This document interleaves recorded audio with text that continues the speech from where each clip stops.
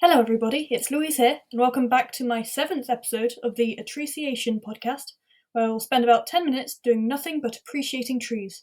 You, the lucky listener that you are, will be bombarded with folklore and little scraps of random knowledge as I talk.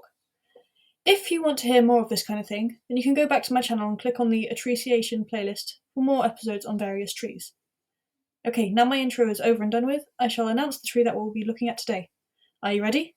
Yes, you're hanging on the edge of your seat, I can tell. Today we'll be focusing on the eucalyptus. The name eucalyptus comes from Greek, eu meaning well, and kalyptos, which translates as covered. Well covered refers to the pod-like thing that hides the unique petalless flower beneath.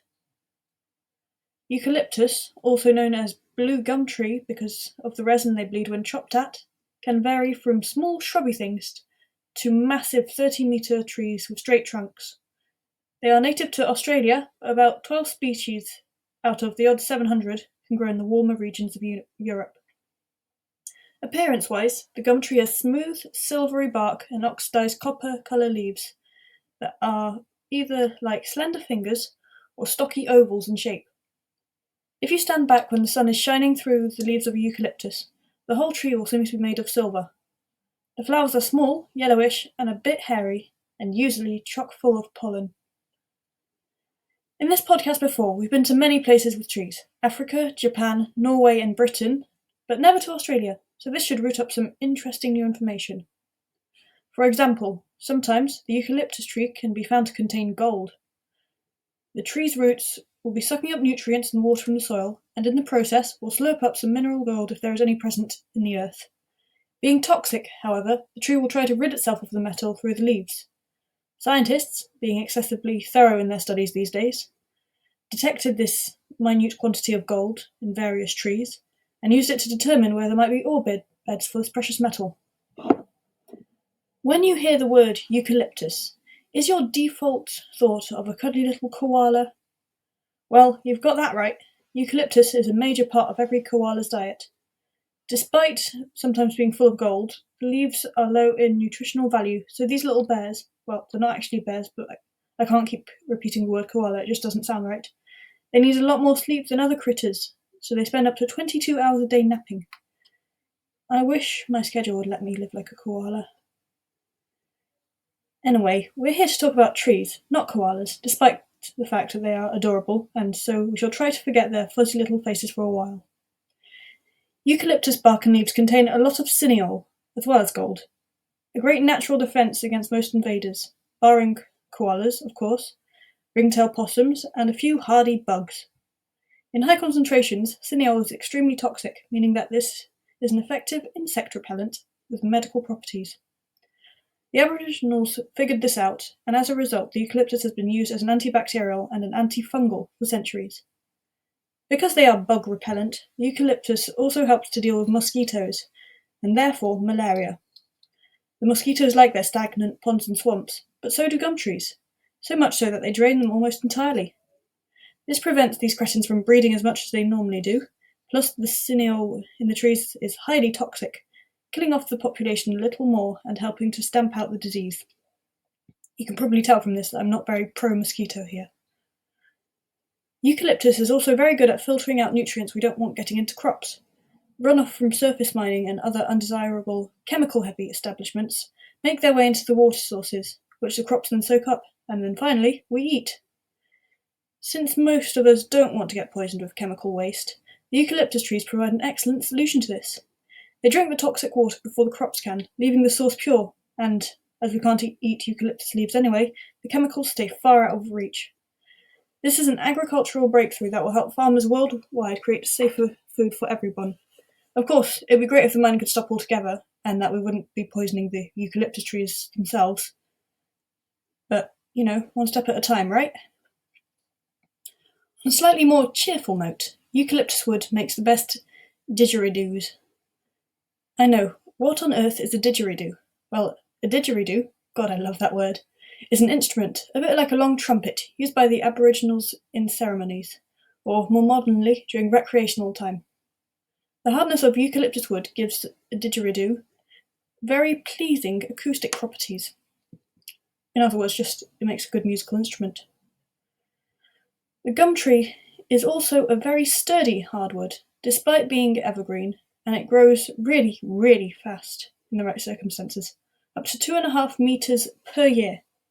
This means that, unlike other hardwoods, they reach maturity within 25 years of having been planted, rather than the usual century or so. This highly sustainable wood is the perfect choice for outdoor furniture, or anything that is meant to last a really, really long time.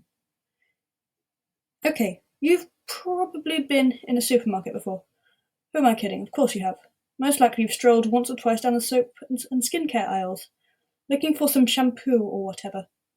And I'll bet you've seen eucalyptus oil advertised on the side, something like botanic fragrant conditioner with lemon and eucalyptus. I made that brand name up, by the way, so if you find it somewhere on the internet, then it's a complete fluke.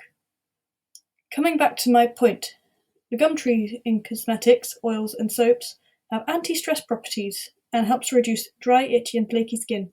It's all down to that cineol again. The scent helps reduce anxiety levels in patients, and the cineol itself is a good booster for ceramide levels in your skin. The cineol, despite being toxic, is good all around, as long as you don't ingest it. No wonder the indigenous Australians burned leaves to reduce the negative energy. Although eucalyptus leaves are toxic, so are the bark, the flowers, and like any other, can be used to make honey.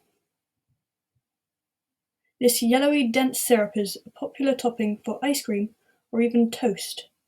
I've never tried eucalyptus honey before, but I am now extremely curious as to what it tastes like. So, briefly, I mentioned that there were around 700 species of eucalyptus. It's closer to about 800, really. One of the species I'd like to zoom in on is the rainbow eucalyptus, a gum tree of bright splashes of colour concealed beneath the original bark layer. Not kidding, this is the most vibrant tree I have ever seen. These vivid colours are due to shed timings. Every once in a while, this tree will slough a piece of bark, revealing the bright green inner bark underneath.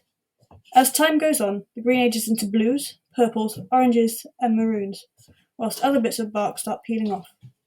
Eventually, there are so many pieces of trunk at different stages of aging that the rainbow eucalyptus shows a magnificent range of colours.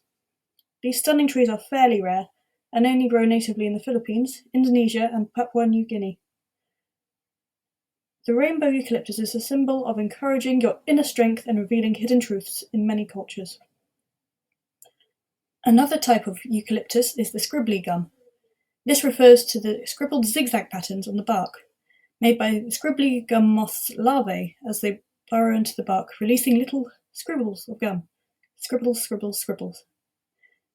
You can track their progress through the tree by following the squiggles as they slowly evolve into their little moth mother forms.